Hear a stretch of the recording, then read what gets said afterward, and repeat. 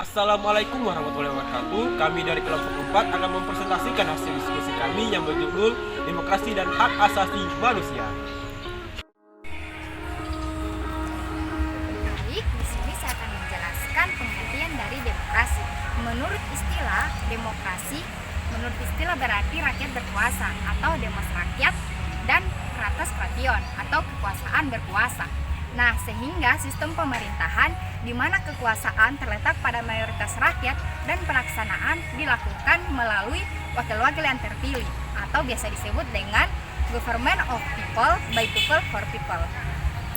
Menurut Abraham, pengertian pemerintahan demokrasi adalah pemerintahan yang diselenggarakan dari rakyat, oleh rakyat, dan untuk rakyat, sehingga kekuasaan tertinggi berada di tangan rakyat. Unsur-unsur demokrasi: 1. Kedaulatan rakyat, 2. Pemerintah, 3. Kebersamaan, 4. Partisipasi, 5. Masyarakat, 6. Kebersamaan. Demokrasi terbagi menjadi dua, yaitu demokrasi langsung dan demokrasi tidak langsung. Demokrasi langsung yaitu setiap warga negara secara langsung tidak menentukan kebijakan warga negara atau undang-undang, sedangkan demokrasi tidak langsung itu tidak dikehendaki atau menentukan kebijakan dalam pemerintah untuk negara. Demokrasi mempunyai dua hubungan alat, yaitu demokrasi presidensil dan demokrasi parlementer. Demokrasi presidensil terbagi menjadi tiga. Yang pertama, penanggung jawab pemerintahan adalah presiden. Yang kedua, presiden sebagai kepala negara dan kepala pemerintah. Yang ketiga, presiden yang bertanggung jawab kepada rakyat. Kemudian, demokrasi parlementer. Demokrasi parlementer terbagi menjadi tiga. Yang pertama, penanggung jawab pemerintah adalah kabinet. Yang kedua, kabinet bertanggung jawab kepada parlemen atau DPR. Yang ketiga, harus ada perdana menteri. Nilai-nilai konstitusional dalam demokrasi Pancasila: 1. Kedaulatan rakyat, 2. Negara berdasarkan hukum, 3. Pemerintahan berdasarkan konstitusi, 4. Pemerintah yang bertanggung jawab, 5. Sistem demokrasi. Baik, kita akan melanjut materi ke hak asasi manusia. Hak asasi manusia adalah hak yang melekat pada diri manusia sejak manusia hidup. Hak asasi ini berdasarkan sifatnya, artinya dimiliki manusia tanpa perbedaan ras, agama, dan hak asasi manusia merupakan anugerah yang harus dihormati dan dijunjung tinggi. Deklarasi HAM DUHAM 1945. Negara-negara anggota PBB menyampaikan adanya HAM yang sifatnya universal. Deklarasi menjadi pedoman standar minimum yang dicita-citakan oleh seluruh umat manusia. Deklarasi ini menjadi pedoman moral dan edukatif bagi masyarakat internasional. Kelemahannya adalah sifatnya tidak meningkatkan secara.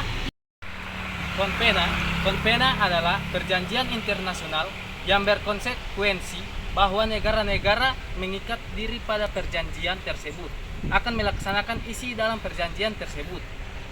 Ratifikasi: negara-negara yang terkait di dalam perjanjian tersebut menjadikan perjanjian tersebut menjadi bagian dari hukum negaranya. Hak sosial: 1. Hak untuk mendapatkan standar kehidupan yang layak, pasal 11 ayat 1. Hak untuk berkecukupan pada pasal 11 ayat 1. 2. Hak akan permukiman pasal 11 ayat 1. Hak terbebas dan kelaparan pasal 11 ayat 2. Hak untuk mendapatkan jaminan sosial pasal 9. Terima kasih. Baik, kita akan melanjutkan hak sipil dan politik perempuan. 1. Hak untuk memilih dan dipilih. 2. Hak untuk berpartisipasi dalam perumusan kebijaksanaan pemerintah.